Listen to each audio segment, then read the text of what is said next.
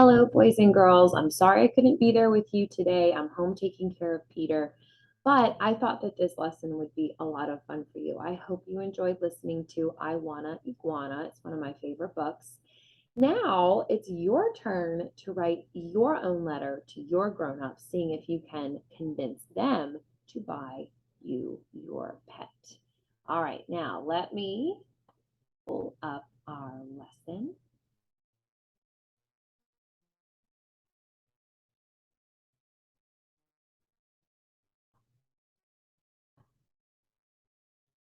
All right, now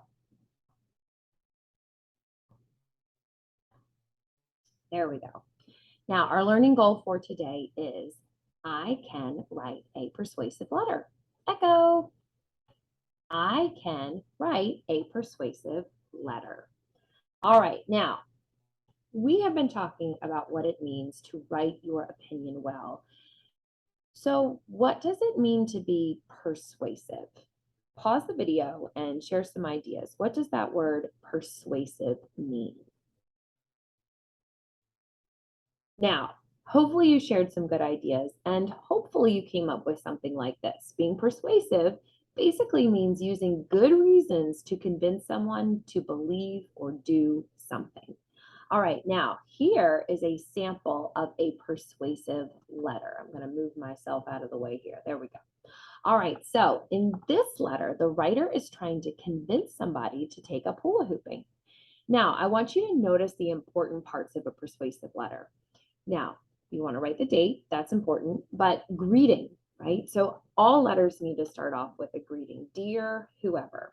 Think about who you might want to write your letter to. Who's the most likely to get you your pet? Is it grandma? Is it an aunt or an uncle? Is it mom or dad? Is it just mom and not dad? Or is it just dad and not mom? You decide. All right, so first you want to greet your person. So in this letter, it says, Dear Jamie. Then you want to basically give them a topic sentence or introduce them to why you're writing them.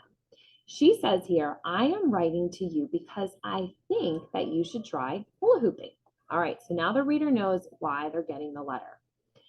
Now it's time for her to give reasons.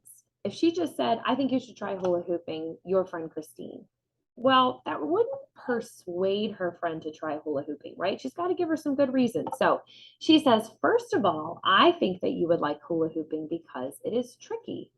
You like to practice doing the monkey bars, so you get better at it. I think you would like to learn how to keep the hula hoop up for a long time. I like how she gave her a reason. So she must like tricky things. So she's kind of thinking, hey, you like to try these tricky things. You might like this. This is kind of tricky. If you keep practicing, you get really good at it. And she gave her examples, and that's always going to help make your argument more persuasive. She says, also, I think you would like hula hooping because you can do it with friends. That's a good reason, right? Hula hooping is more fun if you have more friends with you. You can do it with Sam and me at recess. That's another great example. So not only is she giving her that reason of, hey, it's fun, you can do it with friends, but she's also telling her you can do it with friends. And here's some examples of who you can do it with. Now, she also concludes her sentence, right? She doesn't just drop off right there. She ends it and says, these are the reasons why I think you should hula hoop. Please come try it. Challenger, we So, need Uretzi Nunez for this missile. Uretzi Nunez. all right.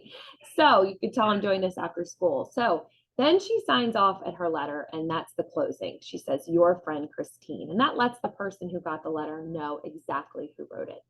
Now, these are all of the important parts of a persuasive letter. We need the greeting. We need to tell them why we're writing them the letter. We need to give them reasons to be persuasive. And then we need to conclude and kind of wrap everything up and remind them why we wrote the letter to begin with. And the last part, of course, is letting them know who wrote the letter. All right, now it's our turn. So I'm going to start by giving you how I write a persuasive letter, and then your teacher is going to walk you through getting your ideas organized. So everybody is going to get an organizer that looks like this, and kind of think of this as a way of kind of organizing your ideas and also a little bit of a rough draft, right? So this doesn't need to be perfect. but you need to be able to read it. You want to make sure it makes sense because you're going to use this to help you to write your actual letter. So to write the letter, I'm going to switch screens. I'm going to stop sharing this one, and then I am going to switch over to my camera. All right, now you can see my my persuasive letter organizer. So all good writers use a pencil. Why? Because it's got one of these guys right here, right? Eraser is very important. Write your name at the top in case you lose your paper, right? Nobody wants to lose their paper and then, have to start all over again. And I apologize if it's a little tiny bit blurry because I messed with the camera a lot and well, I couldn't get it to be any crisper. All right, now I'm noticing that the pencil is a little bit hard to see, so I'm going to switch over to a marker, but please make sure you are writing in pencil.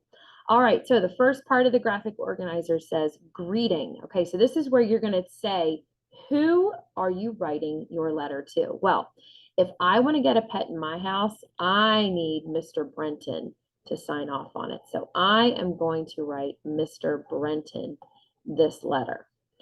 Now I've got to think about what pet do I want? Well, I know without thinking too hard about it that I would like a pet goat. I know that's silly, but I've just always thought it would be cool to have a pet goat. So I'm going to let Mr. Brenton know that. Now, the next 3 boxes ask me to come up with some reasons, 3 reasons, so that I can persuade Mr. Brenton to get me a goat. And underneath each thing where it says detail sentences, I kind of give you some ideas or little clues about some things that would make really good sense in this spot. So the first one says, why is this pet a good idea? Well, I'm going to say that goats are adorable and a lot of fun. That's my opinion. Maybe you don't agree, maybe he doesn't agree, but this is my opinion. I think goats are adorable and they're a lot of fun. So that's one reason I'm going to give Mr. Brenton for why we should get a goat. But, that probably won't be enough. He's probably going to need a little bit more to persuade him, which is why I'm going to move on to detail 2. And here it says, what do you love about this type of pet? So now I got to tell Mr. Brenton exactly what I like about goats. So I like that they can eat all our grass. That's what goats eat. They eat grass, right? And that means so we won't have to mow the lawn. Mr. Brenton hates mowing the lawn. So this is definitely going to be something that is going to excite him, right? So every good readers are always reading back their work, making sure it makes sense. I like that they can eat all our grass so we won't have to mow the lawn. All right, now I've got 2 really good reasons here. Now I'm going to move on to the third, and it says, how would you take care of it? So if you really want to convince your parents, and we learned this from the book, I Want to Iguana, because he was able to convince his mom once he started explaining to her exactly how he would take care of it. So how would I take care of it? I'm going to say we can build a fence in the yard. The boys and I, and I'm talking about Emmett and Peter, right? So the boys and I will feed him and take care of him. Okay, so I'm giving him kind of a lot of reasons or examples of how I would take care of this goat, right? We can build a fence in the yard. The boys and I will feed him and take care of him. All right, so I've got my greeting. I've got my topic sentence that tells the person why I'm writing them the letter. I've got 3 good reasons to persuade him to go ahead and, think about this goat. Now it's time to move on to the bottom part of the organizer. So I'm going to slide my paper up just a little bit, and you can see here it says at the bottom, closing sentence. Remind them what pet you are asking for. So I've already kind of given you a sentence frame, and if you would like to write something else, you are welcome to do that. But for those of you who would like to stick to this sentence frame, here on this line is where you write the pet again. So a goat would make an awesome pet. So I'm reminding him once again why I wrote this letter. And now it's time for me to write my name here at the bottom. Sincerely, Mrs. Brenton. All right, now I've got all of the pieces of my letter nice and organized. So it's time to move over to the actual letter, because I'm not going to hand Mr. Brenton this, right? This is kind of just me getting some ideas down. This is where I'm going to really, really write a nice letter using good handwriting so I can really convince him. Because, by the way, are you going to be able to persuade him if you are writing sloppy and they can't read it? Probably not, right? So notice how the parts of the organizer, and I'm going to see if I can move the camera just a little bit so you can see both a little bit more clear. Okay, now notice how the parts of this organizer kind of go along with what you see here, right? So here we have the greeting, dear Mr. Brenton. See if that can get a little clearer for you. There you go. All right, so I'm going to write that again up here, right? Dear Mr. And this is my final draft, so I'm going to make sure I take my time a little bit more. Dear Mr. Brenton. Now, can I just write goat as my topic sentence? No, of course not. That would be ridiculous. He wouldn't even understand what I was talking about. So I'm going to make sure I use this entire sentence frame as my topic sentence, okay? So and again, I'm just copying right from here. I would like a pet goat. I would like a pet goat. Then I'm going to move on down to my detail sentences, and I can just copy them down in the same order that I did that here. So let's look at the first detail. Goats are adorable and a lot of fun. All right, I'm going to write that first. Goats are adorable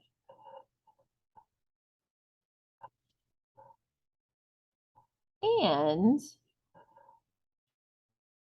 a lot of fun.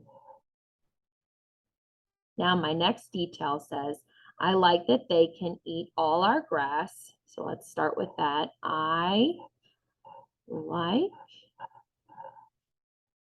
that they can eat our grass. Because, as I'm writing this, I was thinking, I don't really want the word all in there because they're not going to eat all of our grass, but, they'll eat a lot of it. So I like that they can eat our grass so we won't have to mow the lawn. All right, good. I've got one more detail sentence. Let's add it in here. We can build a fence in the yard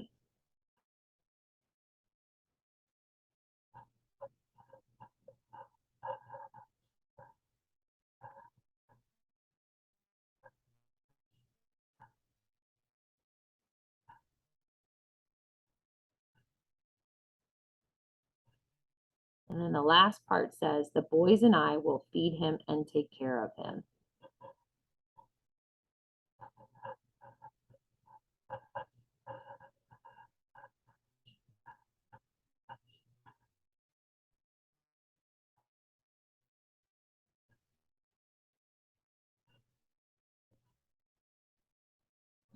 Paper up a little bit. I'm running out of space here. Feed him and take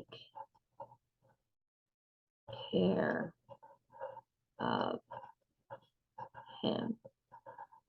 All right, now I've got all my detail sentences. So what's left? The last two parts. So if you look back at the graphic organizer, that means that I need to write my closing sentence, which again, I've already given you a sentence frame, so you can just copy that. And then I need to give him my signature. All right, so one more sentence. It says, a goat would make an awesome pet. A goat would, and I'm running out of room. What do? Well, if you have a lot more to write, you can turn the paper over, maybe give them a little arrow so that they know to look behind. But I only have a little tiny bit more to write, so I'm going to see if I can squeeze it in underneath here. A goat would make an awesome pet. Great. And then sincerely, this is where I write my name so that he knows who sent him this fabulous, persuasive letter. All right, am I done? If you said yes, you forgot one of the most important parts, and that is rereading your letter, going back through it to make sure it has capital letters, punctuation, sounds like how we talk, and finger spaces, right? It's not going to be a very good letter if it's missing all those parts. So we've got to read it back over to ourselves to make sure it makes sense. Dear Mr. Brenton, you can read it with me if you would like. I would like a pet goat. Hey, did you notice something? There's a vowel team in there. Hey, we've been learning about that. Goats are adorable and a lot of fun. I like that they can eat our grass so we won't have to mow the lawn. We can build a fence in the yard. The boys and I will feed him and take care of him. A goat would make an awesome pet. Sincerely, Mrs. Brenton. All right, give me a thumbs up if you think that this is going to convince Mr. Brenton to get a goat. All right, well, hopefully it works because I have always wanted a goat. Now, boys and girls, it is your turn. I am going to switch cameras again so you can see me. There I am. All right, I hope that my directions made sense and I hope that you have fun with this. Once you've handed it in to me and I've taken a look at it, I'm going to give it back to you and you can give it to your grown-ups and maybe some of you will get a pet over spring break. Who knows, right? Maybe your letter will be super persuasive. Have fun with this. Do your best work. Use your best handwriting. Put it in the bin when you're done, and I cannot wait to read all about your perfect pet. Be good for the substitute. I'll see you tomorrow.